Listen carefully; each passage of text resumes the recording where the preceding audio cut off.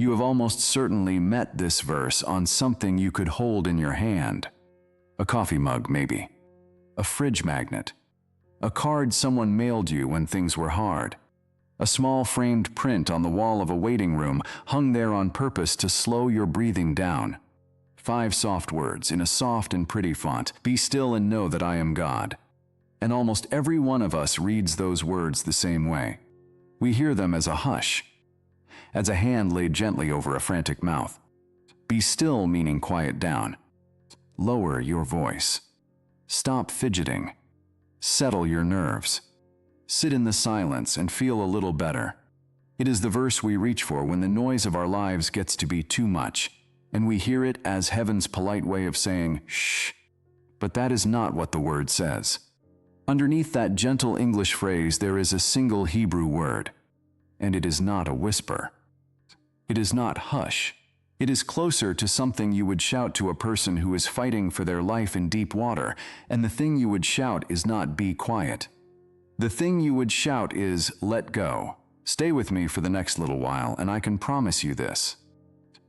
By the end of this hour, the calmest verse on the whole gift shop shelf is going to turn out to be one of the strongest and most demanding sentences in the entire book. And the stillness it is actually asking of you is not the stillness you always thought it was. It is not the absence of noise. It is the opening of a clenched hand. Come and look at the word with me. The verse is Psalm 46, verse 10. In most English Bibles it reads, "Be still and know that I am God." And the word your translators turned into "be still" is a form of the Hebrew verb raphah. Now, raphah does not mean to be quiet. It never did. Open the great lexicons, the enormous dictionary scholars keep at their elbow to trace where a word has been and everything it has ever carried, and you will find a whole family of meanings gathered under this one root, and not a single one of them is about volume. Raphah means to sink, to relax, to let drop, to loosen, to go slack, to release, to let your hands fall, to leave off, to desist, to abandon a thing you were holding, to cease striving. Picture what that word is actually describing. Picture a hand that has been gripping something so hard the knuckles have gone white, and then slowly the fingers uncurl and the thing is let go. Picture a rope pulled bowstring tight, singing with tension, and then let loose, going soft and slack in the middle. Picture a swimmer who has been thrashing against a current for so long that every muscle is on fire, and who finally stops fighting the water and lets it hold them up. That is raphah, not silence. Release. The end of the struggle. The grip coming open. So the sentence on the coffee mug is not asking you to be a little quieter. It is asking you to stop holding on. And the same root turns up all over the Hebrew scriptures, and nearly everywhere it goes it carries this same picture of a grip coming loose. It is the word for hands that hang down limp when a person has run clean out of strength. It is the word for letting someone be, for leaving off, for ceasing to press. When a tired arm drops to a side, when a hand finally releases what it was clutching, when someone stops shoving against a thing that will not move, that is the country this word lives in.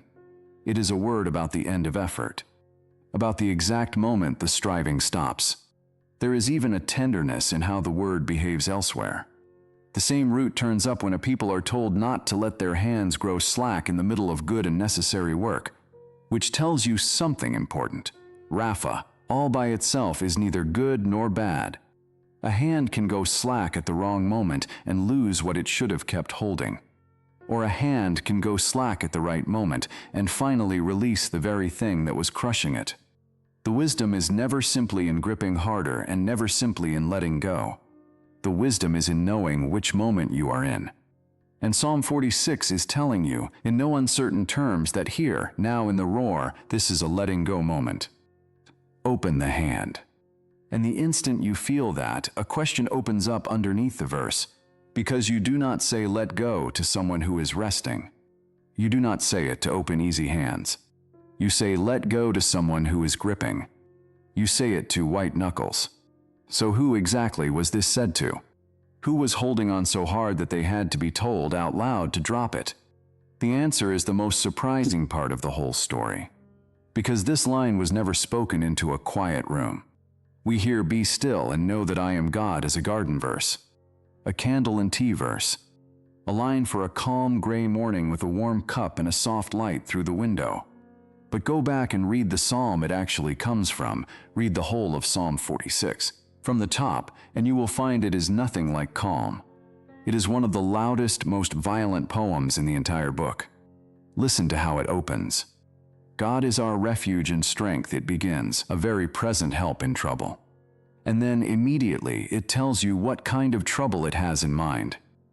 "Therefore we will not fear," it says, "though the earth gives way, though the mountains fall into the heart of the sea, though its waters roar and foam, though the mountains tremble and quake at their surging." This is not a quiet garden. This is the end of the world. The solid ground, the one thing under our feet that is never ever supposed to move, is giving way. The mountains, the oldest and heaviest things anyone in the ancient world could picture, the very symbols of what does not change, are sliding down into the ocean. The sea is roaring. The water is foaming. Everything that was ever supposed to stay put is coming apart at once. And then the psalm lifts its eyes from the shaking earth to the world of human beings, and it is no better there. The nations are in an uproar, it says. The kingdoms totter. There is not only an earthquake in the ground, there is an earthquake in history. The whole human world has come loose from its moorings. It is chaos stacked on chaos, the earth convulsing, the sea raging, the nations at war. And it is into that, into the roar and the collapse and the fear, that the voice finally speaks. Not "Hush, it's fine." Not "Quiet down, there's nothing to worry about." The voice speaks into the very middle of the catastrophe, and what it says is, "Harpu. Let go. Drop your hands. Cease your striving. Stop fighting. And know that I am God." But stay in the psalm a moment longer before we take the phrase apart, because it does something remarkable in its middle, and it will change how the command lands on you. Right in the center of all that roaring, the earth giving way, the sea in tumult, the nations in an uproar, the poem suddenly goes quiet and shows you a completely different picture. There is a river, it says, whose streams make glad the city of God. A river. Not a wall, not a weapon, a river, running gentle and sure through the middle of the city, and the city does not shake. God is in the midst of her, the psalm says. She shall not be moved. In the exact center of the catastrophe, there is a place that is not panicking. A still city with a quiet river running through it, while outside its gates the mountains are falling into the sea. And then the psalm does one more thing before the command comes. It says, "Come. Come and see. Come, behold the works of the Lord." And then look at what those works actually turn out to be. He makes wars cease to the end of the earth.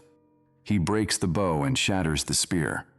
The God of this psalm is not a bystander to the chaos, wringing his hands at the edge of it. He is the one who brings the raging to an end. He is himself the stiller of storms, the one who makes the wars stop. And twice, once just before our verse and once just after, framing it on both sides like two strong beams laid under the whole shaking poem, the psalm sets down its refrain, "The Lord of hosts is with us, the God of Jacob is our fortress." A fortress. Something older and heavier than the very mountains that are at this exact moment sliding down into the sea. So now hear who it is that says "let go." It is not a stranger shouting careless advice from the safety of the shore. It is the God with the river in his city, the God who breaks the bow and ends the war, the God who is himself the fortress, and he is the only one in the whole scene whose hands are actually holding everything. That is, who leans into the roar and says, "Harpu. Drop your hands. Stop your striving. And know that I am God." Which makes it stranger still, doesn't it, that we managed to turn the loudest command in the psalm into its quietest decoration. That the one line spoken by the stiller of storms into the teeth of the catastrophe became the line we print in a gentle font and hang on the wall to lower our blood pressure. And we did not do it because we were careless. We did it because a single smooth English phrase, "Be still," quietly let the fiercest word in the verse slip out of sight. Now, the moment you hear that the word means let go, there is a danger in it, and I want to name it carefully because this is very easy to hear wrongly. Let go can sound like give up. It can sound as though the verse is telling you to go limp, to stop caring, to do nothing, to lie down in the middle of the road of your life and let whatever happens happen. And that is not what raphah means, and the difference is worth being very clear about. To give up is to stop wanting the good thing. To surrender in the sense this word means it is to stop white-knuckling it. Those are not the same act at all. The swimmer who stops thrashing has not given up on living. She has given up on the one thing that was actually drowning her, the frantic war against the water, and in letting that go, she finally floats.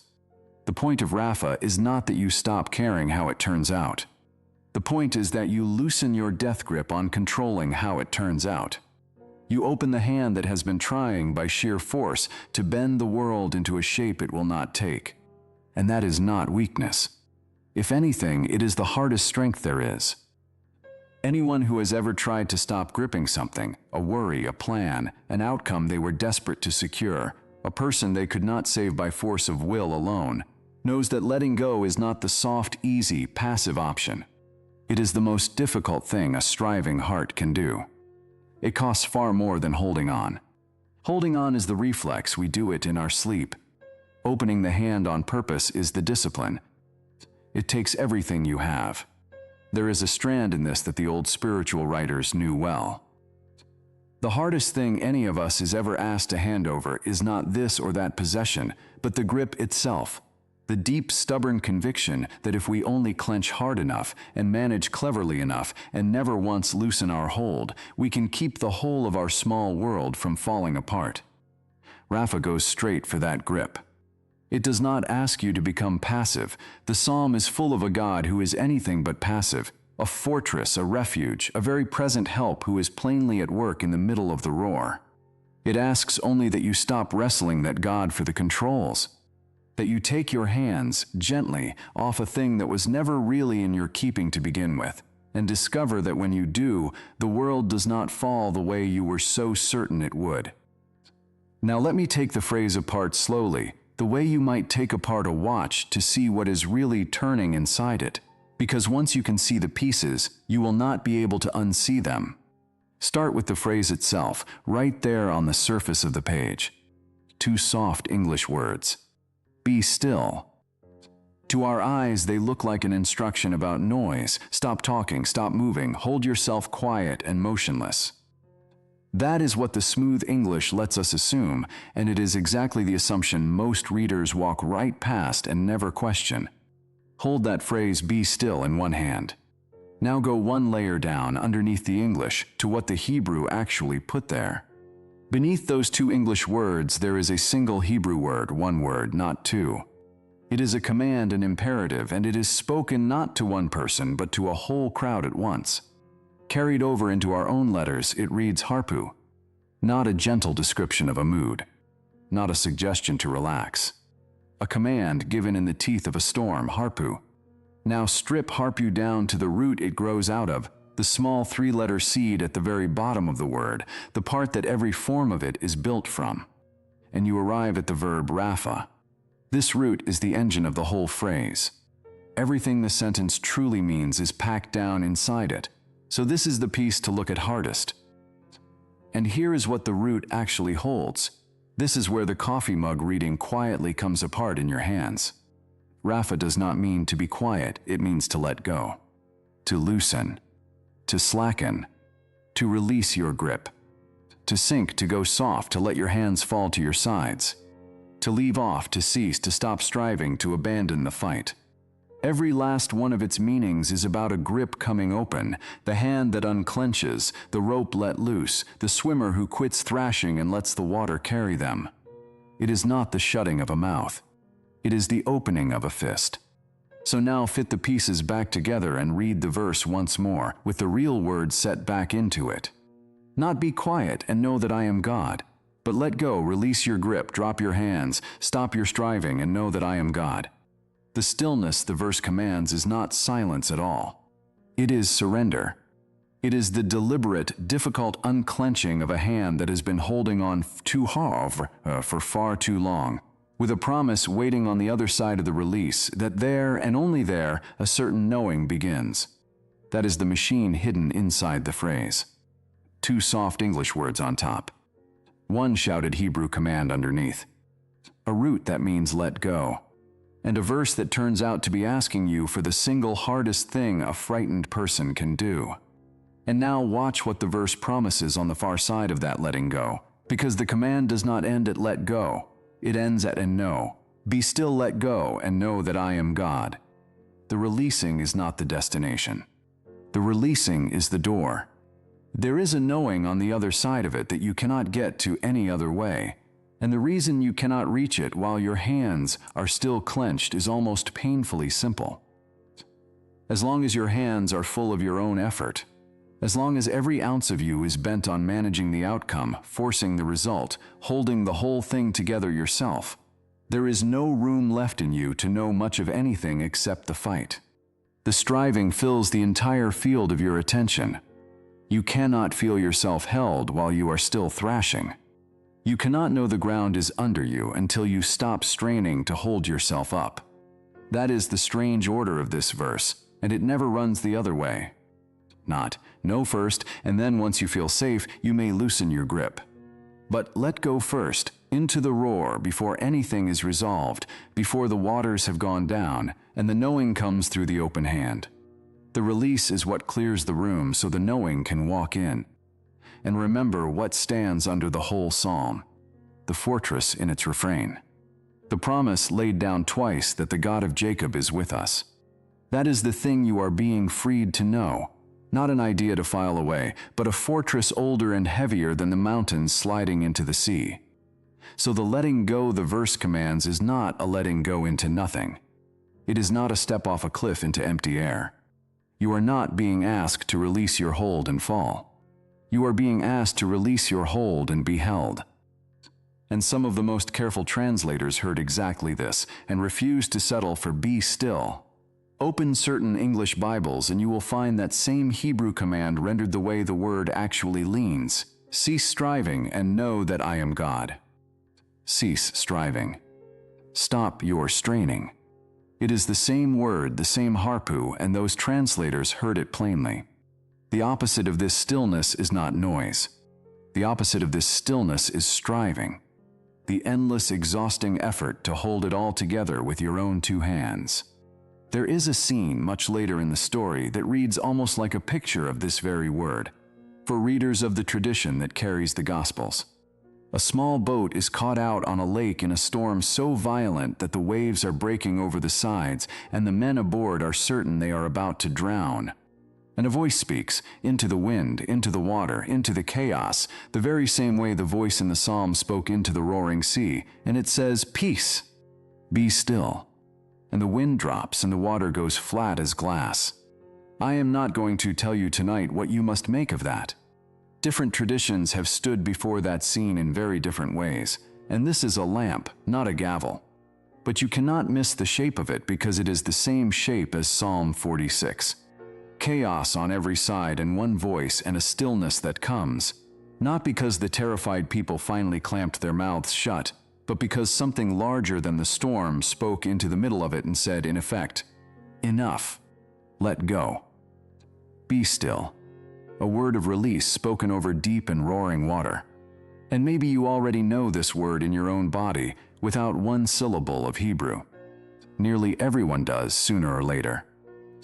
There is a moment, you have very likely lived it, when you have carried something for so long and gripped it so hard and fought for it with everything in you, and you come at last to the sheer end of yourself.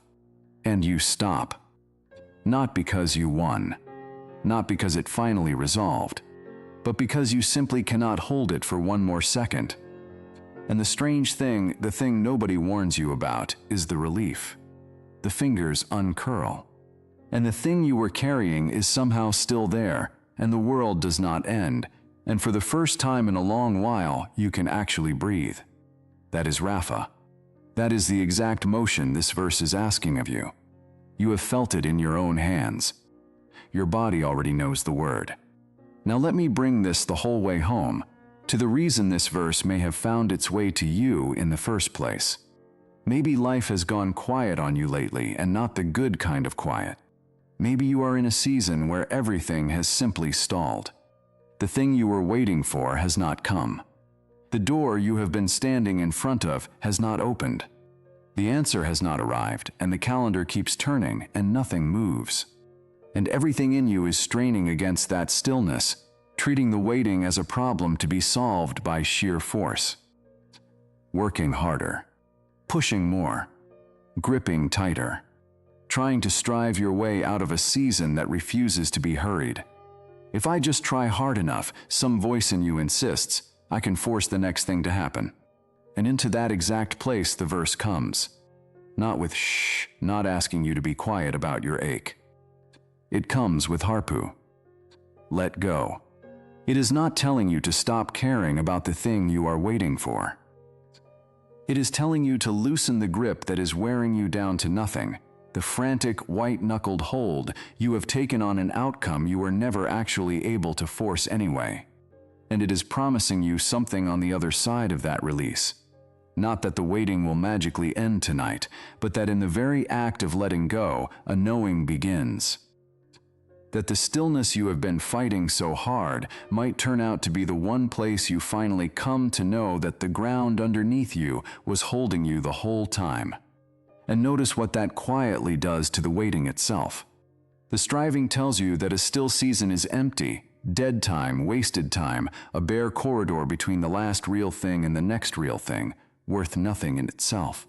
But if raphah is true, the stillness is not the empty stretch between the meaningful moments of your life. The stillness is a room with a door in it, and the door only opens from the inside, and it only opens to an unclenched hand. Which means the season you have been treating as the thing to escape may be the exact place you were finally going to learn the one thing all your striving could never teach you. That you were held before you produced anything, held while you waited with nothing to show, and that the holding was never once a wage you were earning by how hard you gripped. It was always only a gift. And I want to say one careful thing right here, gently, because words like let go can land heavily on a person who is genuinely crushed. If the season you are in is not merely slow but heavy, if the weight pressing on you is more than any one person should carry alone, then hear this clearly. Letting go of the grip of control does not mean letting go of help. Sometimes the truest form of raphah, the most real release of the clenched fist, is the exact moment you stop trying to carry all of it by yourself and reach out, for a friend, for a doctor, for a steady hand held out toward you. Unclenching is not the same as sinking. For someone under a great weight, opening the hand may look precisely like reaching for the rope that someone else is holding out. That is not weakness. That is its own kind of strength, and it is the very strength this word has been pointing at all along. And this word is set out for everyone. Whatever tradition you come from, or none at all, whatever name you use for the ground beneath things, or whether you are still quietly deciding what you believe, the plain human truth folded inside this ancient word belongs to all of us. Every one of us has known the slow exhaustion of holding on too hard, and every one of us has felt the strange grace of finally, at long last, letting go. This lamp is set on the table for all of you.